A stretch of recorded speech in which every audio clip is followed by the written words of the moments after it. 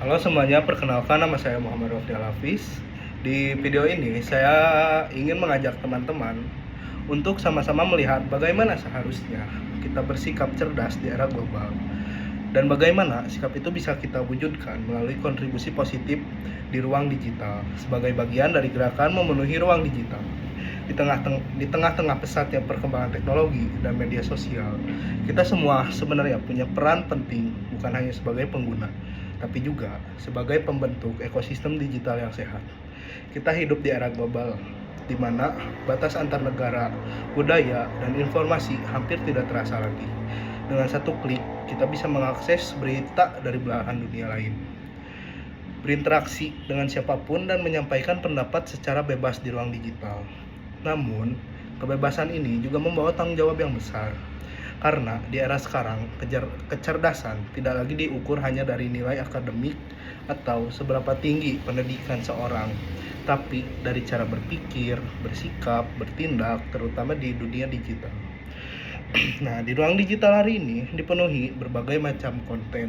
Ada yang informatif, ada yang inspiratif, tapi tidak sedikit juga yang provokatif, penuh kebencian, bahkan hoax.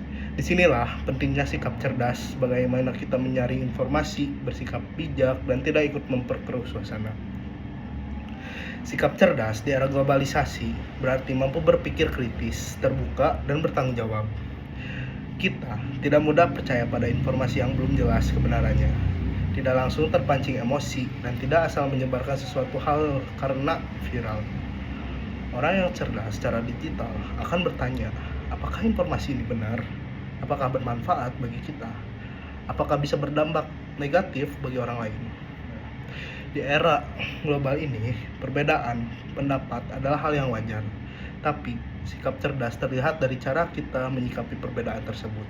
Dengan dialog, bukan dengan hinaan. Dengan argumen, bukan dengan emosi.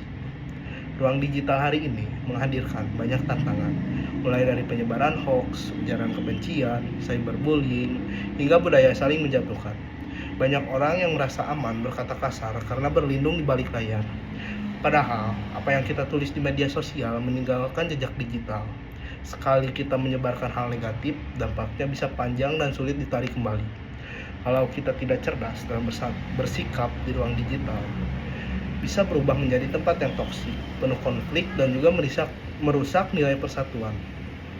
Disinilah peran kita sebagai generasi muda sangat dibutuhkan. Mengaktualisasikan sikap cerdas di ruang digital sebenarnya bisa dimulai dari hal-hal yang sederhana. Pertama, menyebarkan konten yang positif dan edukatif, baik itu informasi, motivasi, atau pengalaman pribadi. Yang kedua, bijak dalam berkomentar. Tidak semua hal perlu ditanggapi dengan emosi.